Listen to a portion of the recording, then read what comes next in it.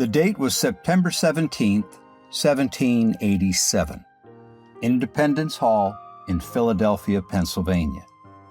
It was the last day of the Constitutional Convention. After 4 grueling months of debate, contention, and compromise, a document had finally been drafted that would create out of whole cloth not only a new government for the United States of America, but a new form of government for the monarchical world to see.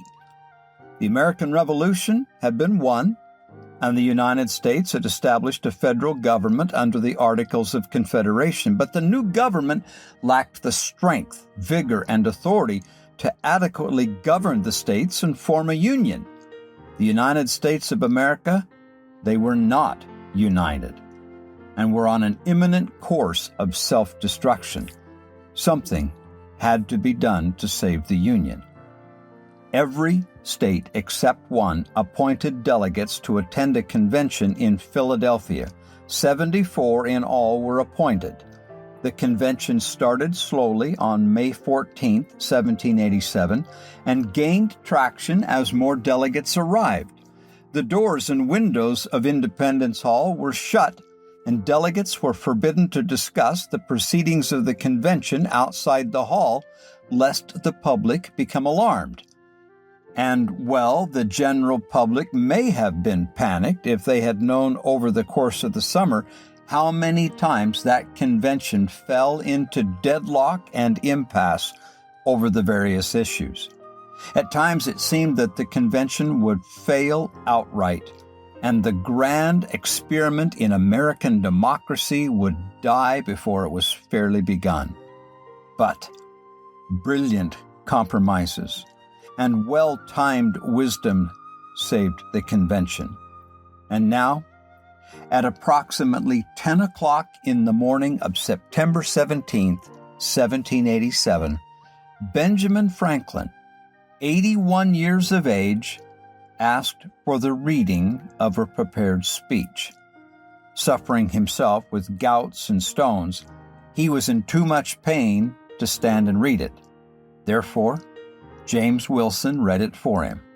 Among other things, Franklin said, quote, "I consent, sir, to this Constitution because I expect no better, and I'm not sure that it is not the best. The opinions I have had of its errors I sacrifice to the public good. I have never whispered a syllable of them abroad. Within these walls they were born, and here they shall die.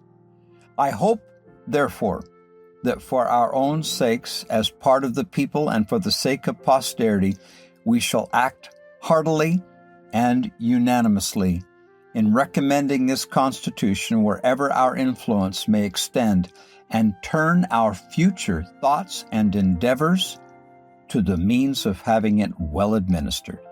End of quote. What discussion followed Dr. Franklin's speech and other issues? Finally, the last votes were taken. The delegates came forward to sign their names to the document. James Madison, who took the most careful notes of the proceedings of the convention, recorded the following, quote, "Whilst the last members were signing it, Dr. Franklin, looking towards the president's chair, at the back of which a rising sun happened to be painted, observed to a few members near him that painters had found it difficult to distinguish in their art a rising from a setting sun.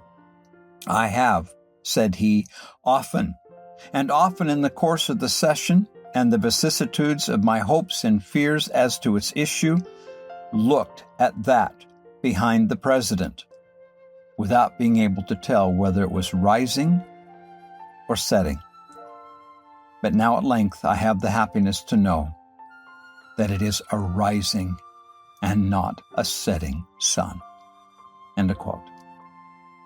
The Constitution of the United States, in ways that Franklin and his fellow delegates could not have known, illuminated the way like a rising sun for the future fulfillment of the purposes of Almighty God.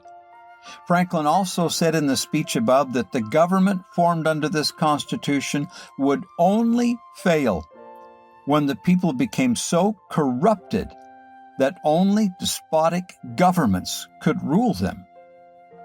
Have we reached that point of civic corruption and political despotism that the sun is now setting over our constitutional republic? I pray not. Forbid it, Almighty God. Awake and arise, America. Put on thy garment once more.